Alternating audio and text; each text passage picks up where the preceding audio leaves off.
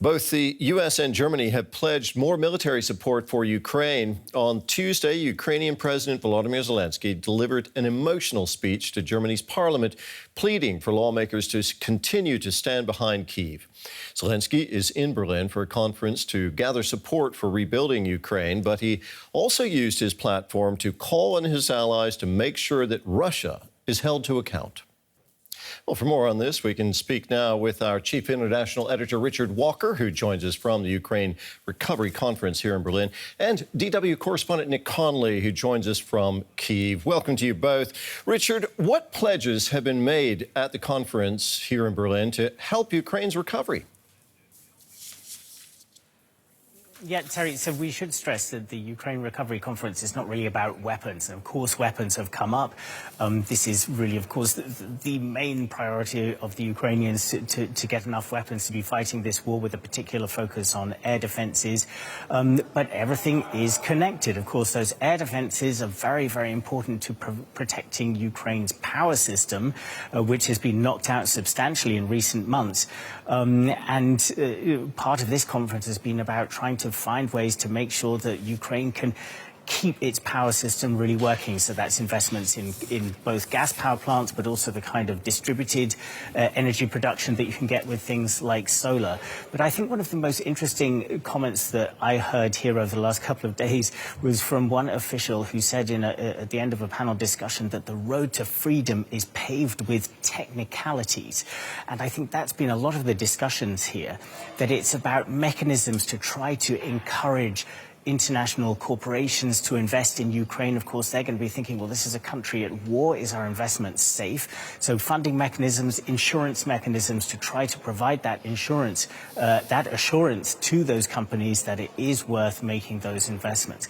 So a lot of discussion on that kind of technical level here, but also the organizers saying that in essence, this is a networking event. It's a way to bring together Ukrainian, not just politicians on the national level, but also municipalities, companies, and international companies, and also international municipalities also taking place here. And from what I've heard from delegates here, they do appreciate that opportunity.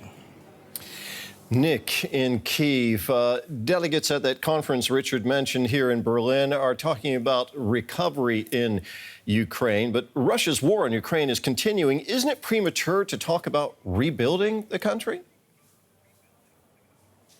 Well, certainly, Terry, if you speak to people here in Ukraine, lots of them will tell you that this is more about European countries, Germany, other EU states being more comfortable talking about economic aid, rebuilding schools and power infrastructure than talking about weapons. That this is partly due to the fact that when this was planned about a year ago, it seemed like the war was going to some more stable direction, that there would be some kind of maybe freezing, and that this would be more acute in terms of priorities rather than being in a situation where, you know, the front lines are as kind of unclear and as unstable as they have been in recent months. So there's partly that aspect here, but obviously, you know, Ukraine's government needs the money to keep paying its pensions, its wages. Some of that's coming from outside, but also needs to raise tax inside the country, so it has to have a functioning economy to be able to pay for its army. And certainly there have been successes. You know, Ukraine was able to basically restore export of its grains to the world through Odessa. That was something that no one really thought possible at the beginning of the war when Russia was blockading those ports. So there have been some success stories, some proof that it is possible to, you know, grow and, you know, basically run an economy under Russian attack. But certainly in terms of investment, it is a very difficult sell. Back in 2014, when you had the conflict in the east, you could tell investors, well, you know, Lviv is 1,000 kilometers from the front lines. Nothing is going to happen, you know, in the west of the country where you might invest. But now, with Russian missile attacks hitting all of the country pretty much all the time, that is not something that the Ukrainian government can sell to investors. Richard, Ukraine is concerned about waning international support. President Zelenskyy has recently been to several countries trying to rally more support. Is he succeeding? Yeah, well, I think you can see this conference very much in that light, Terry. This and the other diplomatic events that are taking place this year are partly about trying to signal to Russia that the international community and Ukraine are able to keep this show on the road, that Putin is evidently aiming for a strategy of a long war, betting that he can outlast Ukraine's military and also the West's political will. And this is an effort to try to signal that that is not the case. But is that really believed here? Well, I mean, echoing maybe one or two of the things that Nick just said there about the perspective that you have from Ukrainians, I spoke to maybe I can tell you about a couple of conversations I had here. So one was with a representative of one of these municipalities. So, I mean, just to explain what's going on here, it's almost like there's a trade fair going on behind the political conference. So you walk around the centre here and there are all sorts of stands from companies, but also from local communities saying, you know, come and do business, come and talk to us as a local community. So talking to the representative there, they said that it is good to have this opportunity to discuss and try to build connections, but that when they look at Western political leaders standing up here, particularly German political leaders, he said, in fact, and making their big proclamations of support, that they feel that there's an element of show in that. They feel that Western leaders are treating this as a kind of a charity operation, whereas they're not reflecting on their own responsibility, and particularly a country like Germany, which tried so hard to build connections with Russia, not reflecting on their own responsibility that this war even happened in the first place. So I think you do have a lot of those very sort of verging on cynical views of this whole operation here among some of the Ukrainian delegates. Nick, the Ukrainian government has faced some criticism for its handling of rebuilding efforts. Briefly, what's behind that criticism? Can you tell us?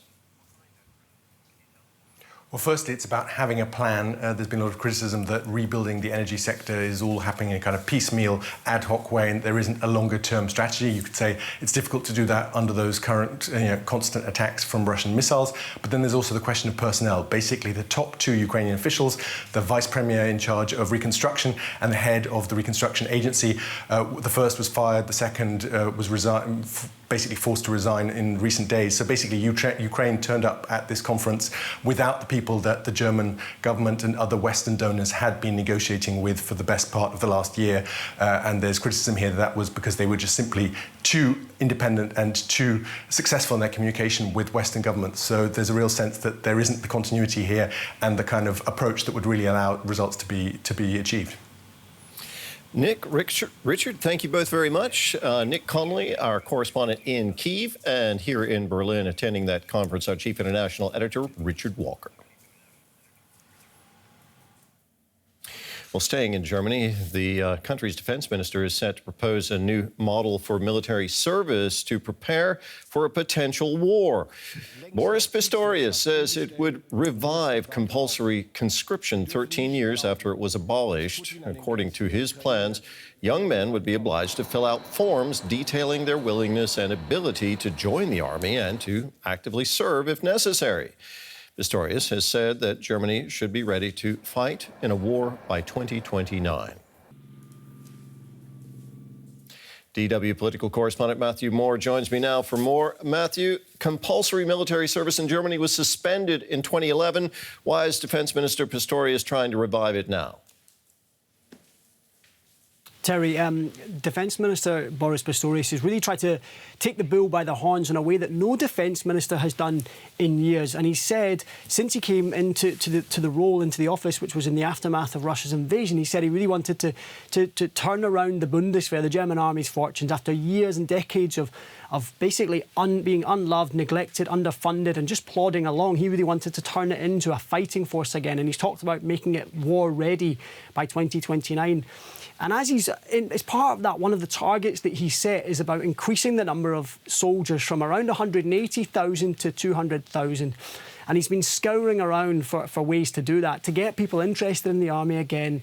And one of the kind of the ideas that he settled on appears to be this conscription-light model. What would this new conscription law look like, Matthew? Can you give us some specifics? So later today, he will unveil his grand plan after months and months of research. But we've learned some of the details this morning through leaks to the media, and as it says, as we heard there, some of it involves basically a voluntary questionnaire, or rather a questionnaire sent out to 18-year-olds in Germany. Around 400,000 people we're talking about here. And apparently failure, from what we know, failure to fill that out could lead to a fine. And from that 400,000, that the Bundeswehr hopes to whittle that down to around 10,000 new soldiers every year. But Terry, this is hugely controversial, not least because there are people who celebrated the end of conscription in 2011, as you say, and who feel that it's not the right model for 2024. However, there are also concerns in the Bundeswehr because they're worried about how you weave in these new cohorts, especially some of them who may not want to be there. And so it's a very controversial topic in Germany. But we will see today whether the details around that we'll learn later today. And it seems to me that Boris Pistorius is going for a kind of gentle approach as he unveils his plans later today. Matthew, thank you. That was our correspondent, Matthew Moore.